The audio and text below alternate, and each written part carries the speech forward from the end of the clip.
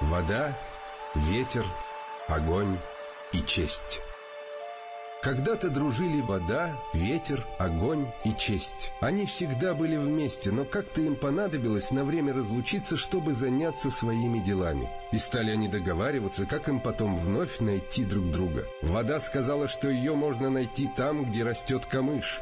Ветер сказал, что он всегда находится там, где трепещут листья. Огонь отметил, что его можно найти по идущему вверх дыму. Лишь одна честь стояла молча. Друзья поинтересовались: «А почему ты не скажешь нам, как вновь тебя найти?» Честь ответила: «Вы можете покидать друг друга и вновь сходиться, а мне этого не дано. Тот, кто однажды расстался со мною, расстался навсегда и более со мною не встретится».